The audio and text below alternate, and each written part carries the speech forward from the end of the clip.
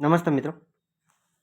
એનડીએની ફરી વખત સરકાર બની રહી છે. પણ આ સરકારની અંદર આ બની રહેલી સરકારમાં ટીડીપી અને જેડીયુ દ્વારા એટલે કે ચંદ્રબાબુ નાયડુ અને નીતિશ કુમારના સપોર્ટ દ્વારા આ સરકાર રચી રહેલી છે. ગઠબંધનની સરકાર કહી શકીએ કે જ્યારે 1 તારીખે જ્યારે 1 જૂનમાં આપણને એક્ઝિટ પોલ જોવા મળ્યા હતા. એક દિવસની રજા બાદ માર્કેટ બંધ રહ્યા બાદ એનો સોમવારે એટલે કે સારો એવો રિસ્પોન્સ આપણને માર્કેટની અંદર જોવા મળ્યો કે જે મીડિયા દ્વારા આપેલા એક્ઝિટ પોલમાં સારો એવો રિસ્પોન્સ જોવા મળતો હતો. પણ જ્યારે રિઝલ્ટના ખરા સમયે આજ ડાઉનફોલ સારો એવો જોવા મળ્યો અને ઇન્ડેક્સની અંદર જોશો તો મિત્રો સારો એવો ડાઉનફોલ 21,300 સુધી ઇન્ડેક્સ એટલે કે નિફ્ટી 50નો ઇન્ડેક્સમાં ડાઉનફોલ જોવા મળ્યો હતો. એવરેજ એક સમયે સારી એવી 21,300 લેવલ સુધીનો ડાઉનફોલ જોવા મળ્યો હતો. સારો એવો રિઝલ્ટનો ઇમ્પેક્ટ હતો. પણ સરકાર આ બને કે ના બને એની ખાસ એક નોંધ લેવાઈ રહી હતી કે ફરી વખત આની આજ સરકાર આવશે કે મેજોરિટીમાં આવશે, ગઠબંધનની આવશે એવા કારણો જોવા મળતા હતા. ત્યારે આજના દિવસે પણ સારા એવા ન્યૂઝના લીધે કે જ્યારે ચંદ્રબાબુ નાયડુનો સપોર્ટ કે જેનો સપોર્ટ અને સાથે મોદી સરકાર ફરી વખત આપણા વડાપ્રધાન બની જશે. જે 8 જૂનના જે શપથવિધિના જે સમાચારને લીધે સારો એવો અત્યારે ઇમ્પેક્ટ કે સારો એવો અપસાઇડ જોવા મળે છે. પણ એવા સમયે મિત્રો સમજવાનું એ છે કે આપણે આ સરકારી જે કંપનીઓ છે, જે કંપનીઓની અંદર ઘણા મિત્રો સારા એવા અપસાઇડની અંદર પણ ખરીદેલા શેર છે અને ઘણા મિત્રોએ સારા એવા ડાઉનફોલમાં પણ સારા એવું ઇન્વેસ્ટમેન્ટ કરેલા છે, જેની રકમ સારા એવા 2 થી 3 ગણા, 4 ગણા, 5 ગણા થયેલા પૈસા હશે.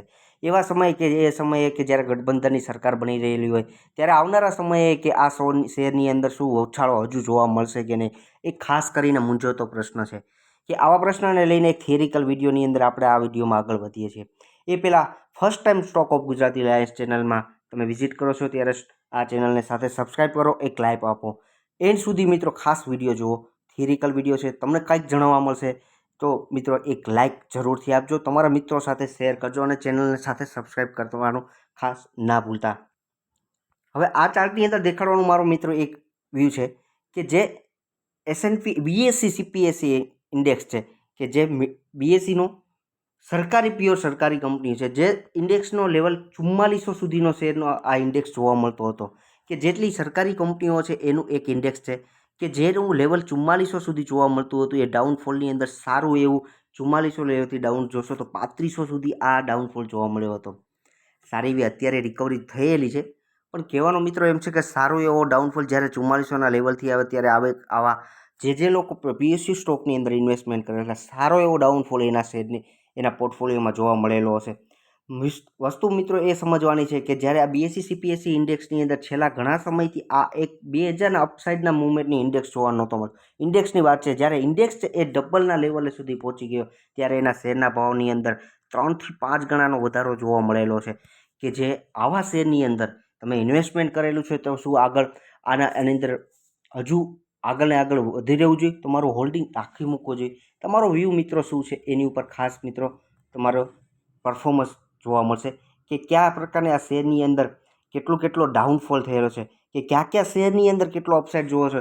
તો એની અંદર જોશો કે 3 વર્ષની અંદર દરેક શેરની અંદર ડબલ જેટલો વધારો, કે ઘણા શેરની અંદર જોશો તો સારો એવો 5 ગણા પૈસા પણ થયેલા છે, 3 ગણા, 7 થી 8 ગણા પણ શેર થયેલા છે. આ તમામ શેરની અંદર શું આવનારા સમયની અંદર અપસાઇડ જોવા મળશે.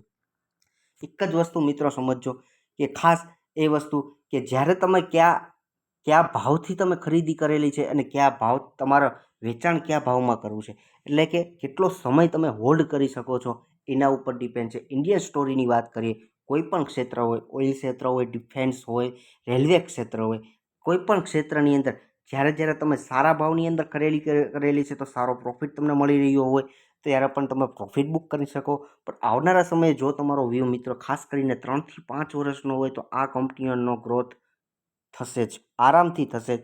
અને તમારા માટે સંયમ કે છેલ્લા 3 વર્ષ, 1 વર્ષની અંદર આટલું રિટર્ન આપી ગયેલા આ બધા શેર છે કે જે શેરની અંદર પણ હવે કોન્સોલિડેટેડ ટાઈમ પણ આવી શકે. એટલે કે મારો કહેવાનો અર્થ એ છે કે જ્યારે અહીંયા પણ તમે ખરીદેલું હશે ત્યારે આ ટાઈમ પિરિયડની અંદર આ શેર ઘણો સમય સુધી પણ અહીંયા રહી શકે એવું પણ બની શકે. એનો મિનિંગ એવો નથી થતો કે કંપની કંઈક ખરાબ થઈ ગઈ. કોઈ પણ કંપની છે જો એનો બિઝનેસનો ગ્રોથ થતો જ હશે પણ શેરના ભાવની અંદર વધારો ન પણ જોવા મળે એવું પણ બની શકે.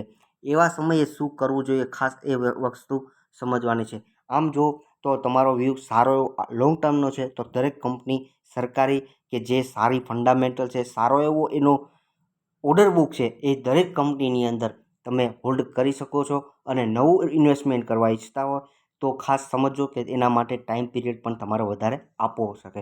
પણ હવે એક એવા ક્ષેત્રની અંદર વાત કરીએ કે છેલ્લા 5 દિવસથી સારો એવો અપસાઇડ એ ક્ષેત્રની અંદર જોવા મળે છે કે એફએમસીજી ક્ષેત્રની અંદર અલગ અલગ કંપનીઓ કે જેની અંદર આઈટીસી છે સારી એવી, મેરિકો, નેસ્લે, રેડિકો ખેતાન, ટાટા કન્ઝ્યુમર, ડાબર, કોલપાલ એટલે કે કોલગેટ, બ્રિટાનિયા સારા એવા અપસાઇડ એની અંદર છેલ્લા 1 મહિનાની અંદર 10%થી 5%નો અપસાઇડ જોવા મળી રહ્યો છે.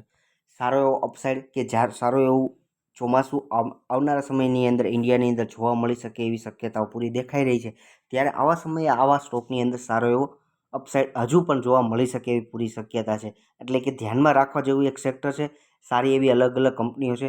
એમાંનું એક નેક્સ્ટ સેક્ટર કહી શકીએ આઈટી સેક્ટર, કે જે આઈટી સેક્ટરની તમામ કંપનીઓની અંદર પણ છેલ્લા ઘણા સમયથી સારો એવો ડાઉનફોલ જોવા મળતો હતો. કે જાન્યુઆરીથી તમે કમ્પેરિઝન કરશો તો ઘણા એવા આ શેર છે સારા એવા ડાઉન છે કે હજુ ને હજુ આગળ ને આગળ આપણને રિટર્ન આપી શકે. કારણ કે આ કંપનીઓની અંદર ડાઉનફોલ એક લિમિટેડ છે કે ઘણી કંપનીઓ સારા છે એવા ટોપથી 40% થી 45% પણ હજી આઈટી આપણને ડાઉન જોવા મળી રહી છે. ત્યારે આવી કંપનીઓ કે જેની અંદર વાત કરું તો સારી એવી ટેક મહિન્દ્રા છે, persistent સિસ્ટમ છે, એમ્ફેસિસ છે, કોફોર્સ છે, જે મિડ કેપ કહી શકીએ એવી. જ્યારે લાર્જ કેપની અંદર પણ તમે મિત્રો ઇન્વેસ્ટમેન્ટ કરી શકો છો. આ તમામ કંપનીઓની વિચાર દેખાડવાનું કારણ એ છે કે આવનારા સમયની અંદર આ કંપનીઓની અંદર ગ્રોથ થશે એવી પૂરી શક્યતા અત્યારે દેખાઈ રહી છે કે આ શેરના ભાવની અંદર પણ વધારો સારો એવો જોવા મળી શકે એમ છે. નાનું એવું એક સારો એવો વિડીયો કે જેની અંદર થિયરિકલ વસ્તુ મારે કેવી હતી મેં વાત કરી છે. એન્ડ સુધી વિડીયો જોવા માટે તમામ મિત્રોનો ખૂબ ખૂબ આભાર. ચેનલને સાથે સબસ્ક્રાઈબ કરજો અને એક લાઇક બટન આપજો. તમારા મિત્રો સાથે ખાસ શેર કરજો. Thank you.